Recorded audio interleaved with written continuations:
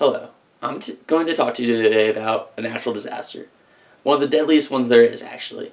And no, I'm not going to talk about hurricanes, volcanoes, but actually something you probably never heard of, a lipnic eruption. Now, you're probably curious, what is a lipnic eruption? Why is it so deadly? Well, essentially, a lipnic eruption is when a bunch of carbon dioxide at the bottom of the lake builds up. This forms a giant gas cloud. Eventually, there's enough pressure at the bottom of the lake that the gas cloud explodes up to the surface. It then disperses. When the gas cloud disperses, it creates a noxious gas of CO2.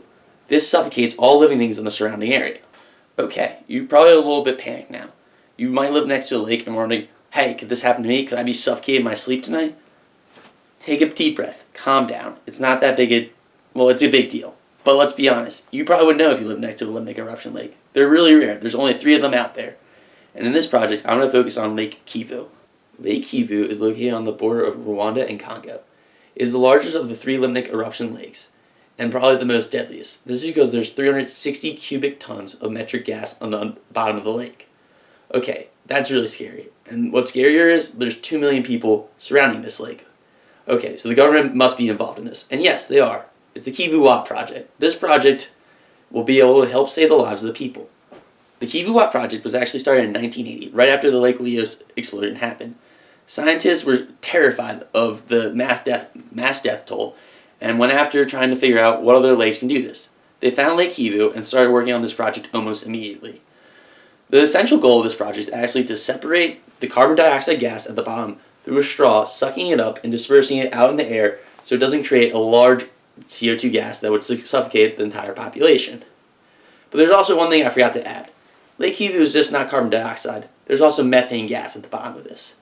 This makes things a little more interesting. If you're not really familiar with methane gas, it's really flammable, which is good and bad, because it is a lot more dangerous for the Kivu project to degas this lake, but there's also a potential profit from providing energy from this methane gas.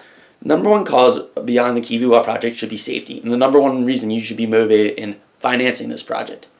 Yes, I understand most people want to have a financial goal in mind when they're investing in a project, but saving millions of lives should be enough reason for you to support this project. I'm not going to delude myself, though, and believe that everyone's just going to donate to this project because of the fact they think that they should save millions of lives. Yes, you should save millions of lives, but we're kind of desensitized to that. We see Sarah McLachlan commercials every day about dogs, or you see the starving children. What makes Rwanda so special that you should invest in this? Well, this is also going to provide a natural energy resource. That's right, energy. You know, oil, all that stuff that we've been fighting for in the Middle East. Yeah, we can actually make a huge friend of Rwanda by helping them with the Kivu project. So, how does it produce energy? Well, it's quite simple. When the CO2 gas gets sucked up, like I said earlier, to degas the lake properly, the methane gas gets filtered off from the CO2, going into a factory. This factory will essentially process the methane and use it as energy. The Rwandan government is also going through a bit of an energy crisis. Well, a large bit of an energy crisis. Their major natural resource is wood. Cutting down, destroying their forests, not that fun for the rest of the world. Global warming, we all die from ice age. But they also got dependent on foreign oil, so that's also pretty terrible. Okay, it seems like a no-brainer. Why hasn't this project gone underway? Well, it kind of has. We broke ground in 2015. Yeah, that's 25 years after we started this project, so not a great time frame. But I will give them credit. Lake Kivu is one of the only lakes with methane gas that they were degassing, so you have to take your time and do your due diligence and make sure that the lake doesn't explode while you're trying to tap its natural resources. And I'll respect the safety all that we want, but there's one other problem. Yeah, the other reason this is taking so long is Rwanda. Well, the Rwandan government. It's really corrupt. If you're not unaware of this, in 1994 it had one of the largest genocides in history. And over the course of 100 days, people were scared to leave their homes because they thought they were going to die. So, Lake Kivu doesn't seem that dangerous when your own government's killing you. So, due to this, there's been no political pressure, no political aid to the Kivu project. Yeah, it seems like a no-brainer. You're saving the lives of your citizens, and you're also providing a much-needed resource that your economy can use. I understand the Rwandan government has been corrupt in the past.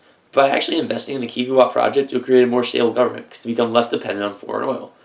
In addition, which again, the main reason at all, you're saving millions of lives. And that's what really matters.